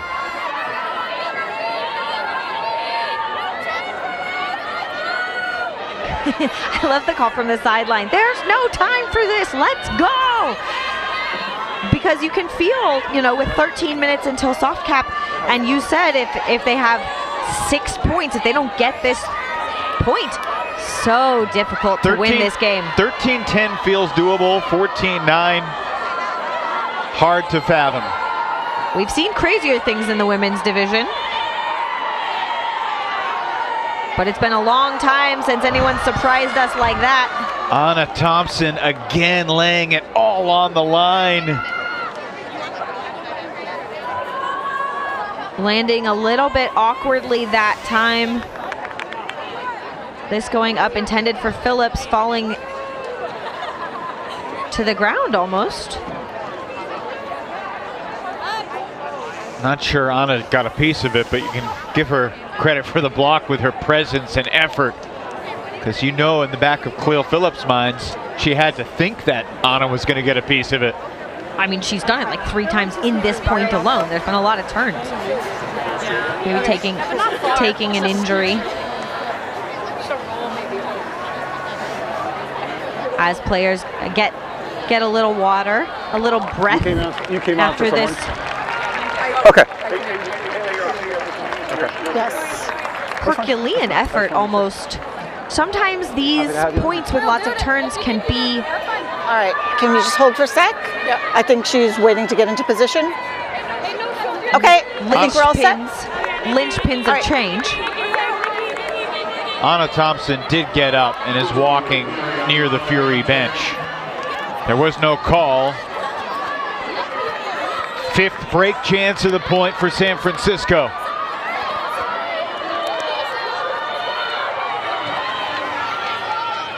Nikki Yang dishes for Juliana Werfele. And here's Harris. And a deep shot. Dina Eli-Melik this time. Katie, you get your wish. Little routine perhaps, not spectacular, but for Fury, it takes them within 1 more point of the final. Fury is able to outlast so many teams. We heard Coach Bob Cryer saying that Fury was outrunning Molly Brown, that they were in better shape. And you can see over the course of this game that point after point, Fury has had the legs to make those deep cuts the opposite direction, and they're just beating the Molly Brown defenders. Harris here had Elimelech, but also Yang. There are more Fury players in the deep space than Molly Brown defenders. And if you do that enough times, even if the throws aren't perfect, you're going to score. And that is why, you know, running the track workouts, doing all of the things. I know that Dina Elimelech is one of the players who is known for being in the gym. And under the lights far away, you can see Brute Squad and Scandal warming up for their semifinal. That's a rematch of last year's championship game where Brute Squad avenged their pool play loss to Scandal to win their 4th title. Of course, this is a rematch of the championship game from 2 years ago, where Molly Brown beat Fury for its first and only championship. And barring a 6-0 run, Molly is going to drop to 1-7 in USAU club semifinals. They lost the 4 straight years to Brute Squad. Lost another to Brute Squad in 21. Lost to Scandal last year. Valeria Cardenas picking up the disc. She was down but not out. Season on the line.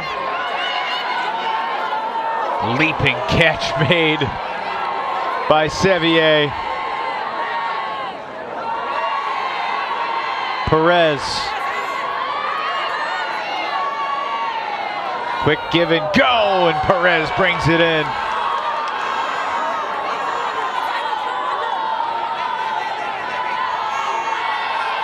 Molly continues to battle. Before they can think about 5 straight breaks, they need a clean hold, or any kind of hold, but a clean hold would be nice to save the legs and set up the defense for success.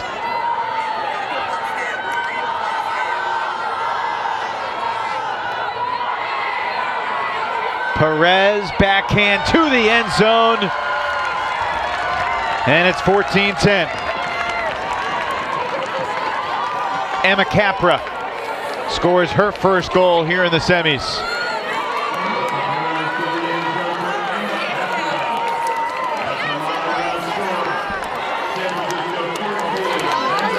This game feels a little bit frustrating to me because you can see that when Molly Brown is playing offense, they can play it so beautifully. Are you wondering why we didn't see more clean offense like this? Well, the reason we haven't is because that is one point that Fury wasn't doing a straight up poach mark.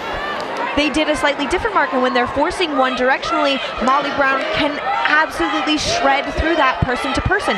But they haven't been able to string through that kind of offensive mentality when Fury is changing up their defensive looks. I think that if you talked with Maddie Sang and Bob Cryer after this point and after this timeout, the coaching from Maddie Sang, the defensive looks are what has given Molly Brown the difference, as well as maybe the overall fitness level. But it also could be, to your point, that Molly Brown had to play one more game. They had to play a pre-quarters round, as well as they played a Universe Point versus Brute Squad on Thursday.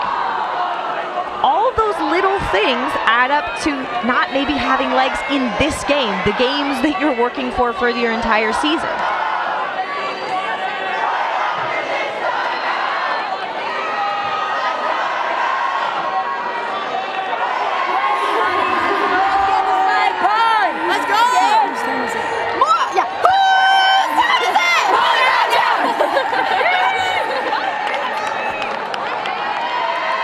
Not surprised to see that Molly's still enjoying themselves, even down by 4 at this late stage of the game.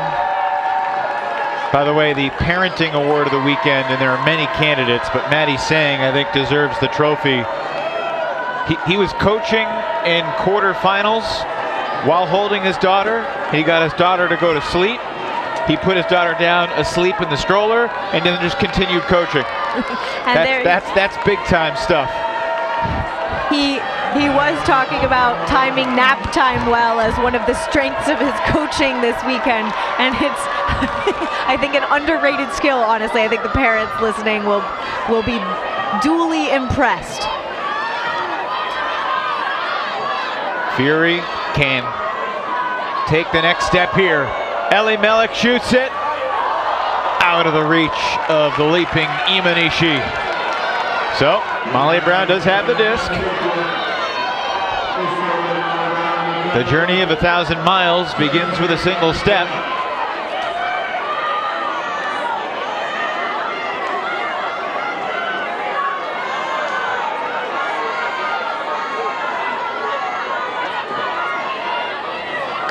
Manu.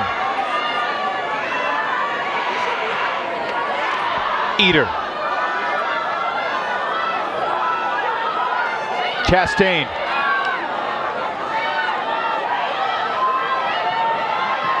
Stall count rising. And Cardenas gets free. Manuela throws it high in the air. Dina there defensively, and she gets a piece of it. Really difficult read there for Sevier. That was a high stall count put. I think if it had another 10 yards in it, that's a score for Molly Brown.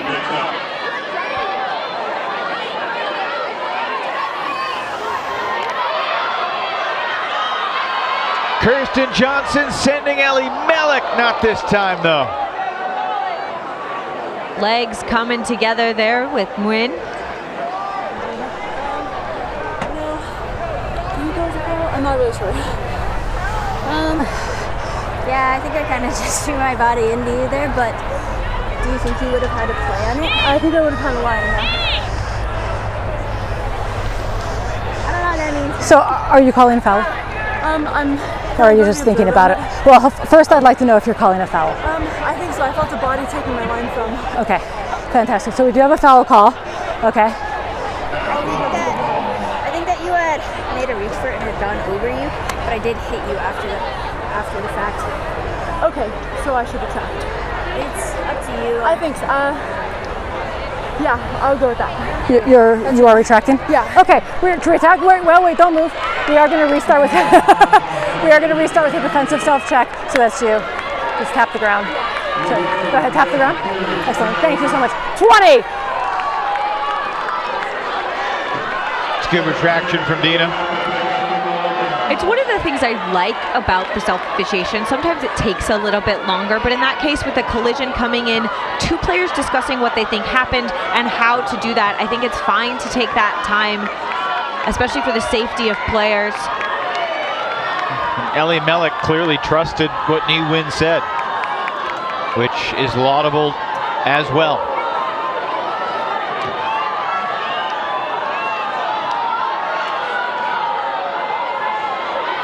Here's Taggart.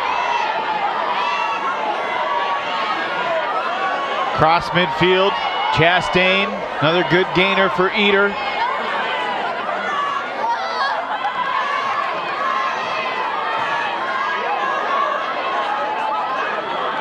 Molly Brown has been down 4 in each half tonight, and in both halves they got back within 1. Here in the second half, late in the game, they've been down by 5. Watching Anna Thompson defend Cardenas is one of my favorites. Chastain colliding with Johnson. It did look a little bit like a charge there between the two players. Okay, you gotta jump in here then. I'm sorry? She said 3. Okay, is that what you got? Yes. Okay, perfect, thanks. Blocker charge, everybody. We all set? We're stalling 4 here. Either way, Molly keeps the disc. Taggart. Manu.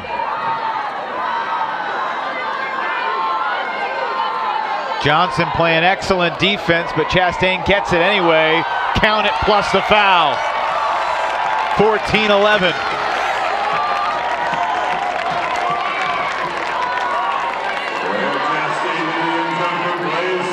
You see the clock winding down, But that doesn't matter because it's a game to 15 either way, and there is no hard cap in semis and finals. So Fury will have to score to win. Sevier snatching that out of the air.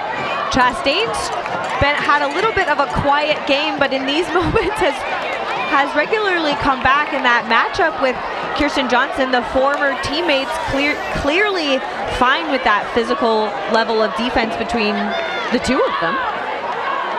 I think Sevier's earned some all-club consideration with her performance tonight here at Nationals. I think so. I think last year Sevier had a quieter game for Scandal, not really having the mental strength to stand up against top-level defenders. You're thinking about the final against Brute Squad? Absolutely, playing for Scandal against that Brute Squad game, because everyone had talked about the impact that Blaise Sevier had coming out of the college division, but I think has really elevated her game and is making a name for herself on Molly Brown as a deep receiver who can come up in clutch moments.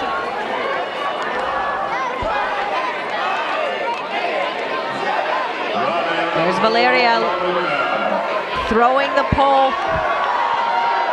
All the hopes on the defensive line for Molly Brown. Fans counting down the clock. Not that it matters, but another turnover. Unforced. Fury miscue in the backfield. This is starting to get very interesting late.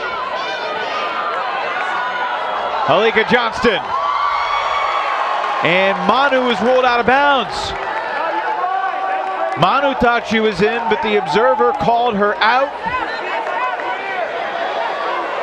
And that's whose call matters, unless Fury overrules it, but I'm not sure they can. It's an active call. Looking at the camera, Jonna Hamaker is with us here in the booth, one of the lead observers for USAU. And they are going to overrule it and say it's a goal, which Jonna, we can bring up Jonna's mic. This is something that players can do from the other team is overturn the observer's call? You can. If the team to your detriment can overturn the observer call, and in that case they did and awarded the goal. So, it's a 2-goal game, Katie. That's 3 in a row for Molly. They're halfway through the 6-0 run they would need to come all the way back. I thought that the use of all of the information at the finger and maybe toe tips that we had was really aware of Manuela Cardenas. You can see the trust in that upline throw from Alika Johnston, keeping the toe down, stopping there, and you can see where the little turf pebbles are flying up. Clearly starts in an inbounds position, but crosses the line, and I think that one is so close without the benefit of replay. I'm really glad we used that, and treats us to another point, as well as getting buried down in the nitty-gritty of the rule sets. Manu and Vale stay out there. Sevier does too, with Chastain and Phillips, Eder and Wynn. How will Fury handle the pressure? They've been broken the last 2 points on offense. Anna dishes for Anna. Nazaroff right back to Thompson. Phillips pressuring the reset.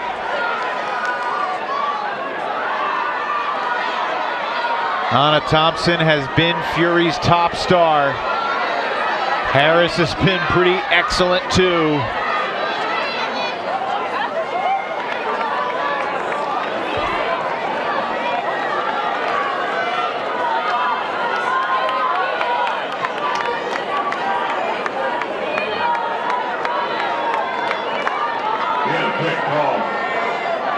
Eder taps it in. 35 yards from the final. Dangerous reset. Nazaroff brings it in.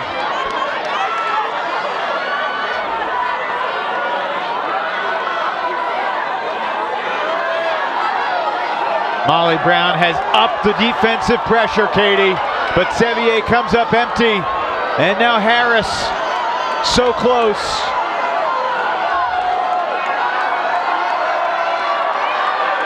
Johnson.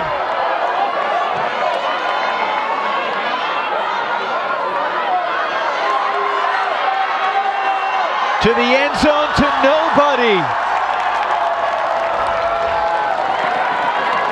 There's no call. It's Molly's disc. I think Anna Nazarov slipped in the turf as she was headed into that upline direction. A little bit of a miscue under the intense marking pressure of Molly Brown.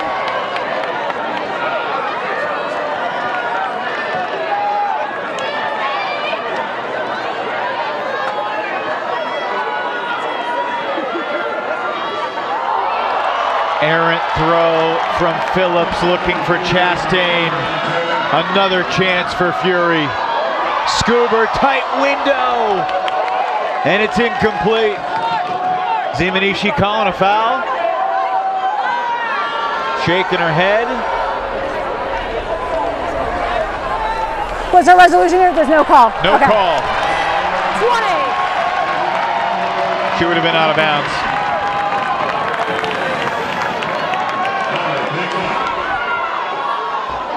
For a game that does not make me feel calm at all, suddenly, the players are talking very calmly through all of these calls. So props to them, because I am starting to feel... I think there was a beat back, so you'll be coming in on 3. Come in on 3? Stalling 3. Stalling 3? Okay, okay. Restarting with the check, stalling 3. There have been 14 breaks in this semifinal. Can Molly Brown create one more to get within 1? They need 3 more to win.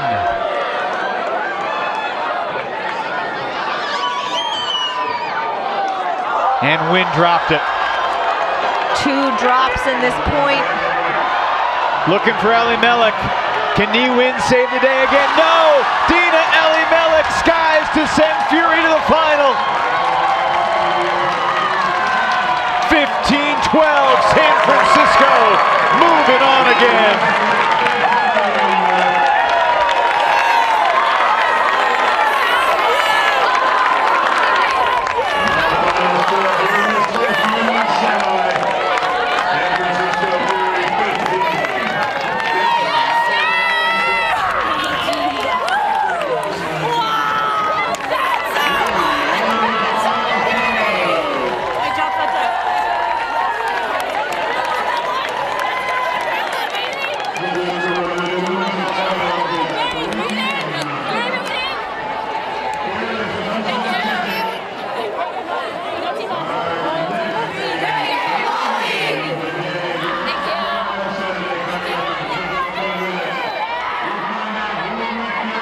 Molly Brown made it interesting, Katie, but that last point, somewhat of a microcosm. Molly Brown had their spectacular moments, but some elementary errors costing them a chance to get it to 14-13, and we saw spectacular stuff all throughout the game from Dina Ellie Mellick and Anna Thompson. And Fury, after falling short against Brute in the semis a year ago, is headed back to Championship Sunday. This was how it ended. Wynn can elevate, but that was all Ellie Mellick. You can see almost making that S-cut shape to come back towards the disc. And just had slightly more legs, able to get under it and leap earlier.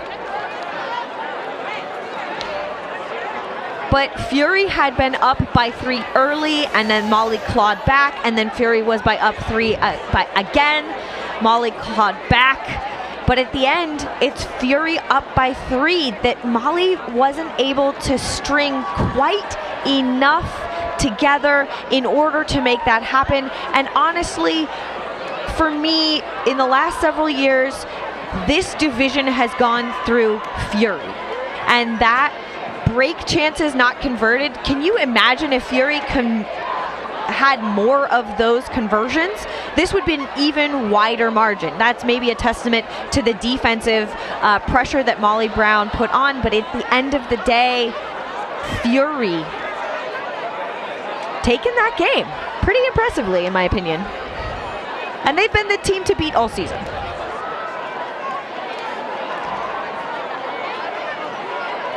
Well, Anna Thompson delivered our Discraft plays of the game. This layout score was pretty great. She had numerous smooth, silky throws, and the athleticism we saw from Anna defensively defies explanation. What a game, what a player. Anna Thompson standing by with Kelsey. Wow, what a game. How are y'all feeling? Oh, great. Yeah, it's a great feeling, but we have one more, and that's like honestly what I'm focused on right now. Exactly what I said. It feels great. It feels like another chapter. So. Okay. Well, completely different halves, right? Of both had ups and downs. Molly kept fighting back in. How did the first half feel compared to the second for both of you? Honestly, I didn't notice a difference. We were really focused on the next moment, the next point, and when you're focused on that, there's nothing different than what's in front of you. What you said, I think everybody kept fighting on D, and that's why we kept our cool. So. Okay, I like the poise. So you've got the next two contenders up. Any thoughts on tomorrow or things that you're looking forward going into this? Will you stay and watch the semi? We're definitely not going to stay. We're going to prep ourselves for tomorrow, and we hope they run a lot tonight.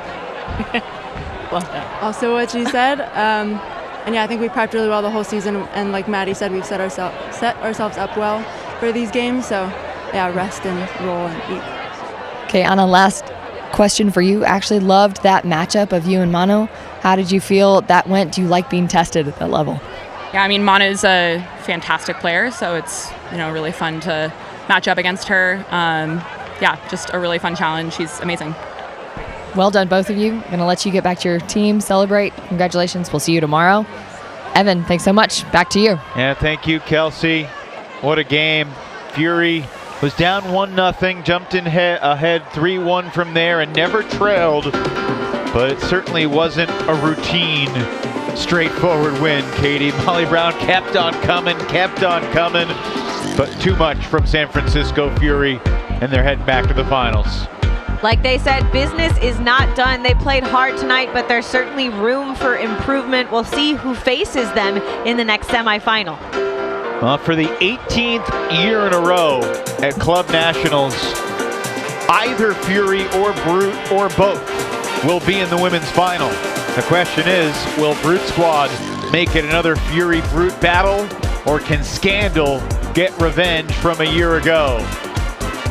Molly Brown, their 8th semi in the last 9 years, but for the 7th time in their 8 chances in the semis, they fall short. This time, Fury gets the win. 15-12 is your final score. We got Brute and Scandal coming up less than 20 minutes from now. For Katie Killebrew and our entire Ultiworld crew, Evan Lepler saying so long for now. Fury back to the finals at Nationals.